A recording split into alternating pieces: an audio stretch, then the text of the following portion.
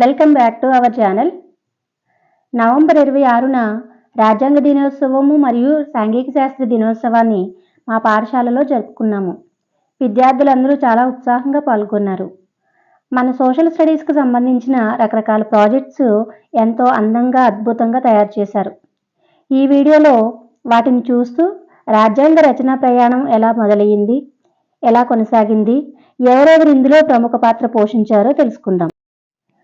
1947లో దేశానికి స్వాతంత్ర్యం వచ్చినప్పటికీ బ్రిటిష్ పాలనలో తయారైన భారత ప్రభుత్వ చట్టమే అప్పటికి వరకు అమల్లో ఉండేది. దేశ పరిపాలనకు ఇదే ప్రాథమిక ఆధారంగా ఉండేది. 1950 జనవరి 26న భారత రాజ్యాంగం అమల్లోకి రావడంతో భారతదేశం గణతంత్ర రాజ్యంగా అవతరించింది. ఈ సందర్భాన్ని పురస్కరించుకుని ప్రతి ఏడాది మనం జనవరి 26న గణతంత్ర దినోత్సవం అంటే రిపబ్లిక్ డే జరుపుకుంటూ ఉంటాం. అయితే దేశ పరిపాలనకు సంబంధించి ప్రామాణిక గ్రంథం భారత రాజ్యాంగమే. ప్రభుత్వ నిర్మాణము, అధికారాలు, విధులు, ప్రభుత్వ సంస్థల విధులు, పౌర హక్కుల విధులు ఇవన్నీ కూడా రాజ్యాంగం నిర్దేశిస్తుంది. భారత రాజ్యాంగ నిర్మాణం ఒక్క రోజులోనో ఒక్క నెలలోనో జరిగింది కాదు. దీని వెనుక అపారమైన కృషి ఉంది. రాజ్యాంగ రచన పూర్తి కావడానికి మొత్తం 2 సంవత్సరాల 11 నెలల 18 రోజులు పట్టింది. 1946 డిసెంబర్ 6న రాజ్యాంగ సభ లేదా రాజ్యాంగ పరిషత్తు ఏర్పాటు మొదలుకొని 1949 నవంబర్ 26న భారత రాజ్యాంగం ఆమోదం పొందే వరకు ఈ ప్రక్రియ కొనసాగింది. రాజ్యాంగ నిర్మాణ ప్రక్రియలో భాగంగా సుమారు 3 ఏళ్ల కాలంలో చాలా కమిటీలు ఏర్పడ్డాయి. అందులో ముఖ్యంగా 9 కమిటీలు ఏర్పడ్డాయి. ఆ కమిటీల యొక్క చర్చలు, సమావేశాలు చాలా జరిగాయి. ఆ కమిటీలలో ప్రముఖమైనది రాజ్యాంగ ముసాయిదా కమిటీ. దీన్ని డ్రాఫ్టింగ్ కమిటీ అంటాము. దీనికి డాక్టర్ బిఆర్ అంబేద్కర్, ఆయనతో పాటు 7 సభ్యులు ఇందులో ఉన్నారు. ఈ కమిటీకి చైర్పర్సన్గా డాక్టర్ బిఆర్ అంబేద్కర్ వ్యవహరించారు. రాజ్యాంగం తొలి ముసాయిదాను రాసింది ఎవరు?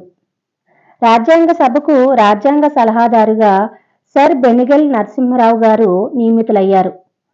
అంతకుముందు బ్రిటిష్ పాలనలో వచ్చినటువంటి భారత ప్రభుత్వ చట్టం 1935 రూపకల్పనలో ఈయన చాలా కీలకమైన పాత్ర పోషించారు.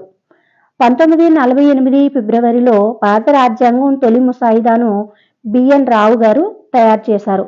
ఇందుకోసం ఆయన వివిధ దేశాల రాజ్యాంగాల్ని పరిశీలించారు. బిఎన్ రావు గారి గురించి తెలుసుకోవాలి అంటే ఈయన 1909లో బ్రిటిష్ ప్రభుత్వంలో ఇండియన్ సివిల్ సర్వెంట్గా చేరారు. ఆయన తొలి పోస్టింగ్ బెంగాల్లో. తర్వాత ఆయన న్యాయవాది వృత్తి వైపు మరలారు.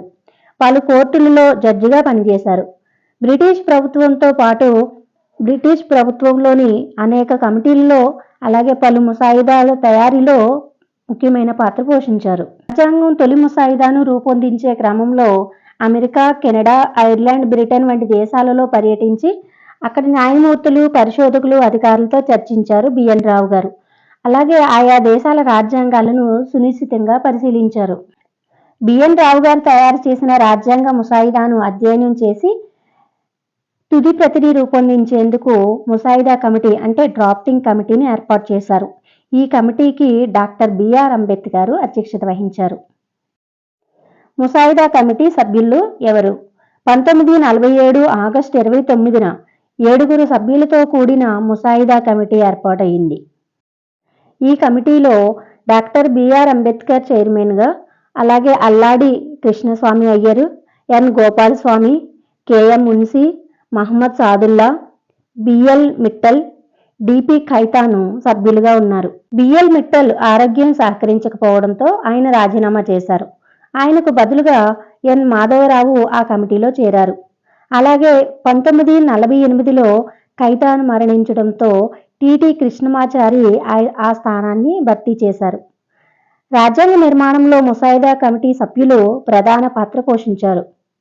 కమిటీ దశలు రాజ్యాంగ సభలో ముసాయిదాలపై చర్చలలో ఎంతో ప్రభావం చూపారు. భారత రాజ్యాంగ రచనలో ప్రముఖ పాత్ర పోషించినటువంటి ఈ 7 సభ్యుల గురించి ఇప్పుడు తెలుసుకుందాం. Doctor B R Ambedkar chairman. భారత రాజ్యాంగ నిర్మాతగా ప్రసిద్ధికి ఎక్కిన బాబాసాహెబ్ అంబేద్కర్ ఒక న్యాయవేత్త, ఆర్థికవేత్త, రాజనీతిజ్ఞుడు మరియు సంఘ సంస్కర్త. స్వతంత్ర భారతదేశానికి తొలి న్యాయశాఖ మంత్రి. అంబేద్కర్ 1891లో మధ్యప్రదేశ్లో జన్మించారు. 1907లో మెట్రికులేషన్ పూర్తి చేసి ఆ తర్వాత ముంబైలోని ఎల్ఫిన్స్టన్ కాలేజీలో చేరారు. ఆ కళాశాలలో చేరిన తొలి దళిత విద్యార్థి అంబేద్కరే. 1913లో అమెరికాలోని కొలంబియా యూనివర్సిటీలో ఎంబీఏ పూర్తి చేశారు. 1923లో ముంబైలో న్యాయవాదిగా పనిచేయడం ప్రారంభించారు. 1927లో బొంబాయి లెజిస్లేటివ్ కౌన్సిల్ సభ్యునిగా నామినేట్ అయ్యారు. 1930లో రౌండ్ టేబుల్ సమావేశంలో పాల్గొన్నారు. దేశానికి స్వాతంత్ర్యం వచ్చిన తర్వాత 1947లో మొదటి న్యాయశాఖ మంత్రిగా, రాజ్యాంగ ముసాయిదా కమిటీకి చైర్మన్గాను బాధ్యతలు చేపట్టారు. అలాగే రాజ్యాంగ సభ చర్చల్లో ఆయన ప్రముఖమైన పాత్ర పోషించారు. రాజ్యాంగ ముసాయిదాలోని చేర్చవలసిన అంశాలపై ఆయన బలంగా వాదించారు. ముఖ్యంగా ఆర్టికల్ 32పై దృష్టి పెట్టారు. భారత రాజ్యాంగంలోని ఆర్టికల్ 32 పౌర హక్కుల గురించి చెబుతుంది. దీని ప్రకారం ప్రాథమిక హక్కుల ఉల్లంఘన జరిగిందని పౌరులు భావిస్తే సుప్రీంకోర్టును ఆశ్రయించవచ్చు. భారత రాజ్యాంగంలో అత్యంత ముఖ్యమైన ఆర్టికల్ ఏదని అడిగితే ఆర్టికల్ 32 అని చెబుతారు. అది లేకుండా ఈ రాజ్యాంగం శూన్యం అవుతుంది. రాజ్యాంగంలో ఇంత కీలకమైన ఆర్టికల్ మరొకటి లేదు. ఇది రాజ్యాంగానికి ఆత్మ వంటిది. కాంపిటేటివ్ ఎగ్జామ్స్లో కూడా రాజ్యాంగానికి ఆత్మ వంటిది ఏ ఆర్టికల్ అని అడుగుతాడు. ఈ ఆర్టికల్ 32 చాలా ఇంపార్టెంట్ కాంపిటేటివ్కి ప్రిపేర్ అయ్యే వాళ్ళకి. సమాజంలో అణగారిన వర్గాల హక్కుల కోసం పోరాటం చేశారు. వ్యవస్థలో అసమానతలను, వివక్షతను అంతం చేసేందుకు ఎంతో కృషి చేశారు. 8 గంటలు పని గంటలు మొదలుకొని ప్రసూతి సెలవు వరకు కార్మికుల ప్రయోజనాలను కాపాడేందుకు ఆయన చూపిన చొరవ ఫలితాలను నేడు మనం అనుభవిస్తున్నాం. అందరికీ సమాన హక్కులు, సమాన అవకాశాలు ఉండాలన్నదే అంబేద్కర్ యొక్క సిద్ధాంతం. అల్లాడి కృష్ణస్వామి అయ్యర్ డ్రాఫ్టింగ్ కమిటీలో ప్రధాన సభ్యుడు కృష్ణస్వామి అయ్యర్. ఈయన ఒక న్యాయవాది. 1929 నుంచి 1944 వరకు మద్రాసు స్టేట్కు అడ్వకేట్ జనరల్గా వ్యవహరించారు. కృష్ణస్వామి అయ్యర్ డ్రాఫ్టింగ్ కమిటీలోనే కాక రాజ్యాంగ సభకు సంబంధించిన ఇతర కమిటీల్లో కూడా ఆయన సభ్యులుగా ఉన్నారు.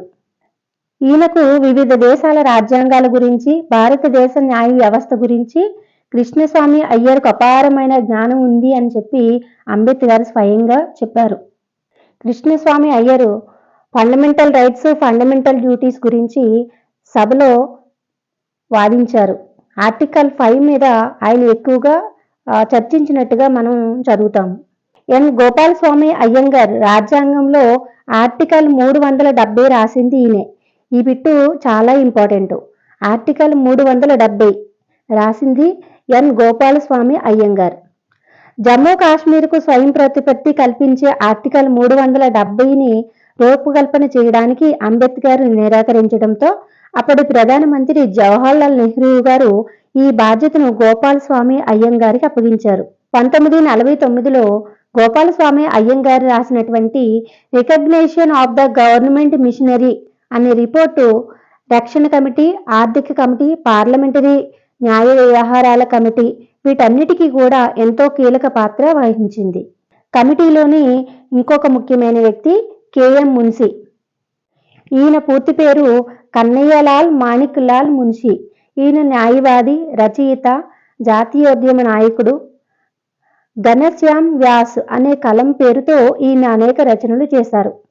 భారతీయ విద్యాభవన్ స్థాపించింది ఈయనే. 1938లో గాంధీ గారి సహాయంతో భారతీయ విద్యాభవన్ని స్థాపించారు. ఈయన రాజ్యాంగ రచనలో భాగంగా ప్రాథమిక హక్కులు, పౌరసత్వం, మైనారిటీ హక్కులలో కీలక పాత్ర పోషించారు. అనంతరం 1953 వరకు వ్యవసాయ, ఆహార మంత్రిగా సేవలందించారు. డ్రాఫ్టింగ్ కమిటీలో మరొక వ్యక్తి మహమ్మద్ సాదుల్లా. సయ్యద్ మహమ్మద్ సాదుల్లా ఈయన ఒక న్యాయవాది, అస్లాం ముస్లిం లీగ్ నాయకుడు. ఈశాన్య రాష్ట్రాల నుంచి డ్రాఫ్టింగ్ కమిటీకి ఎన్నికైన ఒకే ఒక సభ్యుడు సాదుల్లా. రాజ్యాంగ రచనలో పాలు పంచుకున్న ఒకే ఒక ముస్లిం లీగ్ సభ్యుడు కూడా ఈయనే. అస్సాం ఆర్థిక స్థిరత్వం, మైనారిటీ హక్కులను రూపొందించడంలో ఈయన కీలక పాత్ర పోషించారు. బిఎల్ మిట్టల్ పశ్చిమ బెంగాల్కు చెందినటువంటి బిఎల్ మిట్టల్ బరోడా దివాన్గా వ్యవహరించారు. భారత రాజ్యాంగ రచనలో భాగంగా దేశంలో ప్రిన్స్లీ స్టేట్స్ విలీనం కావడానికి సంబంధించిన నియమాలు, దేశ, రాష్ట్ర, జిల్లా పాలనకు సంబంధించిన అంశాలపై ఈయన విశేష కృషి చేశారు. ఎన్ మాధవరావు ఈయన మిట్టల్ స్థానంలో రావడం జరిగింది. రాజ్యాంగంలో గ్రామ పంచాయతీలు, సమాఖ్య విధానానికి సంబంధించిన అంశాలపై పనిచేశారు. ఇంకొక సభ్యులు డిపి ఖైతాన్, దేవి ప్రసాద్ ఖైతాన్. ఈయన న్యాయవాది, రాజకీయవేత్త. కలకత్తా ప్రెసిడెన్సీ కాలేజీలో లా చదువుకున్నారు. డ్రాఫ్టింగ్ కమిటీ సభ్యుడిగా కొద్ది కాలం రాజ్యాంగ రచనలో పాలుపంచుకున్నారు. 1948లో ఖైతాన్ మరణించడంతో ఆ స్థానంలో టిటిపి కృష్ణమాచార్యులు వచ్చారు. రాజ్యాంగ రచనలో భావ ప్రకటన స్వేచ్ఛకు సంబంధించిన అంశాలపై ఈయన పనిచేశారు. 1956 నుంచి 58 వరకు, 1965 నుంచి 66 వరకు కేంద్ర ఆర్థిక శాఖ మంత్రిగా పనిచేశారు. రాజ్యాంగాన్ని చేత్తో కాగితాలపై రాసింది ఎవరు? భారత రాజ్యాంగాన్ని చేత్తో రాసిన వ్యక్తి ప్రేమ్ బిహారీ నారాయణ్ రజైదా. ఈయన ప్రఖ్యాతగాంచినటువంటి కాలిగ్రాఫర్. ఢిల్లీలోని సెయింట్ స్టీఫెన్ కాలేజీలో చదువుకున్న రజైదా ఇంగ్లీషు, పెర్షియన్ భాషల్లో ప్రావీణ్యం సంపాదించారు. రాజ్యాంగం కాపీ రాయమని నెహ్రూ గారు రజైదాను ఆహ్వానించారు. అది రాయడానికి మీకేం కావాలని నెహ్రూ గారు అడిగితే, నాకేమీ వద్దు, కానీ రాజ్యాంగంలోని ప్రతి పేజీ మీద నా పేరు రాసుకుంటానని, చివరి పేజీలో నా పేరుతో పాటు మా తాతగారి పేరు కూడా రాస్తానని ఆయన చెప్పారు. దానికి నెహ్రూ గారు అంగీకరించారు. రజైదా రాజ్యాంగాన్ని ఇంగ్లీష్లో ఇటాలిక్ స్టైల్లో రాశారు. ఈ రాజ్యాంగంలో 395 ఆర్టికల్స్, 8 షెడ్యూల్తో సహా 250 పేజీల రాజ్యాంగాన్ని రాయడానికి రజైదాకు 6 నెలల కాలం పట్టింది. పలు మార్పులు చేర్పులు చేసిన తర్వాత రాజ్యాంగ డ్రాఫ్టింగ్ కమిటీ 1948 ఫిబ్రవరి 21న రాజ్యాంగ సభ అధ్యక్షుడైనటువంటి డాక్టర్ బాబు రాజేంద్ర ప్రసాద్కి సమర్పించింది. ఈ ముసాయిదాలో 315 ఆర్టికల్స్, 8 షెడ్యూల్స్, 18 విభాగాలు ఉన్నాయి. డ్రాఫ్టింగ్ కమిటీ రూపొందించినటువంటి ఈ తొలి డ్రాఫ్ట్ను పబ్లిక్లో ఉంచారు. దీనిపై అనేక వ్యాఖ్యలు, సూచనలు, సలహాలు, విమర్శలు వచ్చాయి. వీటన్నిటినీ ముసాయిదా కమిటీ నిశితంగా పరిశీలించింది. ఫలితంగా రాజ్యాంగ ముసాయిదాలో మరిన్ని సవరణలు జరిగాయి. 1948 నవంబర్ 4న అంబేద్కర్ రాజ్యాంగం తుది ముసాయిదాను అధికారికంగా రాజ్యాంగ సభలో ప్రవేశపెట్టారు. సభ సభ్యులందరికీ దీని కాపీని అందించారు. అంబేద్కర్ ముసాయిదా గురించి స్థూలంగా ప్రసంగించారు. ఇందులో ఎదురైన వివాదాలను చాలా చక్కగా వివరించారు. దీన్నే రాజ్యాంగ ప్రథమ పఠనం అంటారు. చాలా కాంపిటేటివ్ ఎగ్జామ్స్లో రాజ్యాంగ ప్రథమ పఠనం ఎవరు చేశారని వస్తుంది. దానికి answer doctor B R Ambedkar. 1948 November 15న ద్వితీయ పఠనం ప్రారంభమైంది. తిరిగి రాజ్యాంగం మూడవ పఠనం అంటే తృతీయ పఠనము 1949 నవంబర్ 14న జరిగింది. ఈ ముసాయిదాను సభలో ప్రవేశపెట్టినప్పుడు అంబేద్కర్ ప్రసంగిస్తూ అసెంబ్లీ ద్వారా నిర్ణయించిన ఈ రాజ్యాంగాన్ని ఆమోదించాలి అని ప్రతిపాదించారు. ఈ ప్రతిపాదనను రాజ్యాంగ సభలందరూ అంగీకరించారు.